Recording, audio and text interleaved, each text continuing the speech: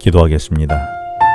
하나님 아버지, 이 아침에 묵상하는 말씀 속에서 주님의 음성을 듣게 하여 주시옵소서. 예수님 이름으로 기도합니다. 오늘 묵상할 말씀은 사도행전 25장 13절로 27절 말씀입니다. 바울은 신입 총독 베스도에게 로마의 황제에게 재판을 받도록 상소했는데 이것이 받아들여졌습니다. 그래서 바울은 로마의 황제 앞에까지 로마군의 보호 속에서 안전하게 갈 수 있게 된 것이지요. 그래서 바울은 암살단의 위협 속에서도 최종 목적지인 로마까지 무사히 가게 됩니다. 이런 상황에 며칠 후에 갈릴리와 베레아 지방의 분봉왕인 아그리파 2세가 아내 버니게와 함께 유대 지방의 친임 총독 베스도를 방문하기 위하여 직접 가이사랴의 총독 관사로 찾아왔다라고 오늘 본문이 시작하는 13절에서 말씀합니다.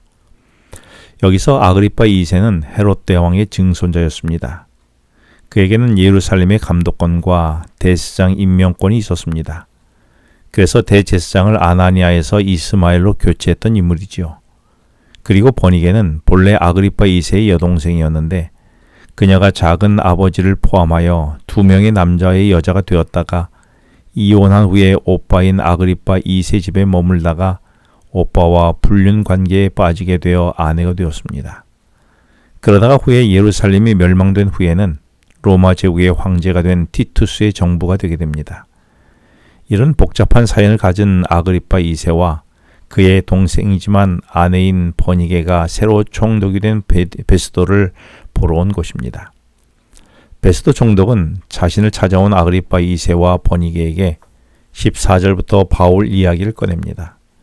자신이 예루살렘 순찰을 갔다가 그곳의 대제사장과 유대인들이 가이사랴 총독 관저에 있는 바울을 유죄를 선고하여 정죄해 달라고 간청하길래 나는 로마 시민권을 가진 바울에게 변명할 기회도 주지 않고 무조건 정죄하는 것은 어긋난 일이라고 말했다는 것입니다. 그리고 이어지는 17절부터는 대신 내가 가이사랴로 돌아오자마자 다음날 바울을 재판했는데 베스도 총독이 짐작한 대로 그에게는 아무런 악행이나 범죄 혐의를 찾을 수가 없다고 말했습니다. 그리고 고소한 그들도 바울의 잘못을 고발했을 뿐 아무런 범죄의 증거도 제시하지 못했다라고 말했습니다. 그래서 바울에게 어떻게 하면 좋겠냐고 하니 바울이 황제의 판결을 받도록 해달라고 해서 내가 그를 황제 가이사랴에 보내기로 하고 보내기까지 그를 지키도록 했다라고 말했습니다. 이 말을 들은 아그리파 2세가 22절에서 그럼 나도 바울을 한번 볼 수 있겠냐고 했더니 베스도 총독은 그럼 다음날 만나 이야기할 수 있도록 자리를 마련하겠다고 했습니다. 그래서 23절에 다음날 아그리파와 버니게가 바울의 진술을 듣기 위하여 대신들과 총독 베스도와 천부장과 가이사랴 시의회 의원들이 참석한 청문회에 함께 참석했습니다. 그리고 베스도는 오늘의 청문회가 왜 열리는지 24절부터 말하기를 그동안 유대의 많은 사람들이 바울을 살려두지 못할 사람이라고 말했는데 내가 보기에는 죽을 죄를 범한 일이 없어 보인다는 것입니다. 하지만 바울이 황제에게 상소하여 로마로 보내기로 했다는 것이죠. 그런데 황제께 상소하여 보내려면 죄목과 그동안 신문한 내용이 있어야 하는데 오늘 청문을 통해서 그 보고서를 쓰기 위함이라고 베스도 총독이 오늘 모인 이유를 설명했습니다. 그런데 청문회에 모이는 모습을 설명하는 23절에서 아그리파 2세와 그의 아내 버니게를 묘사하면서 그들이 크게 위엄을 갖추고 왔다라고 했습니다. 여기서 위엄이라는 헬라어 판타시아는 과시와 허식을 의미합니다. 그러므로 분봉왕 아그리파는 지금 의도적으로 신임 총독 앞에서 과시하려고 자주색 왕의 복장에 머리에 금 왕관을 착용했을 것입니다. 그리고 왕을 수행하는 대신들도 화려한 예복을 착용했을 것입니다.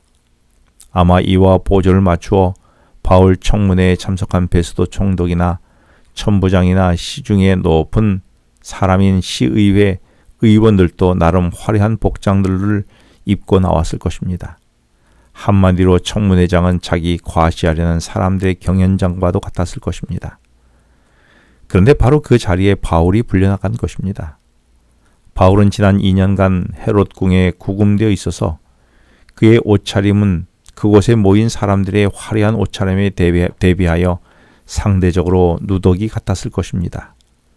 또 2년간 구금당한 그의 얼굴 또한 초췌했을 것입니다.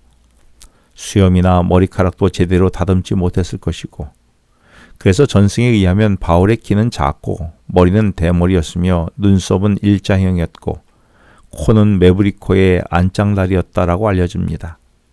보기에도 민망할 정도의 외모를 지닌 사람이었다는 것입니다.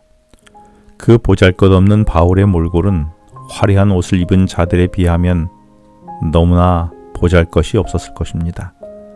그런데 청문회장에 선 초췌한 모습의 바울과 화려한 옷을 입은 고위 관리 중에 우리가 본받기 원한 거룩한 향기를 풍기는 사람은 어떤 사람이었을까요? 두말할 것 없이 초췌한 모습의 바울일 것입니다. 자신을 과시하려고 화려한 옷을 입은 사람들은 그들의 옷을 한 커플씩 벗기면 벗길수록, 그리고 그의 삶을 파헤치면 파헤칠수록 추악한 욕망의 악취만 진동할 것이었습니다.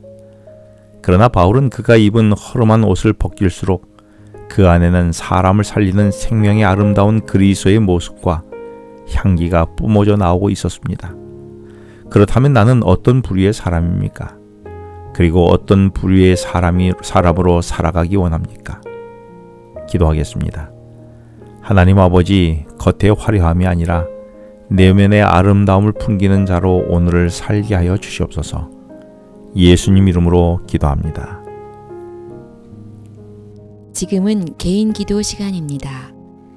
오늘 주신 말씀을 묵상하면서 주어진 기도 제목과 개인 기도 제목을 놓고 기도하시겠습니다.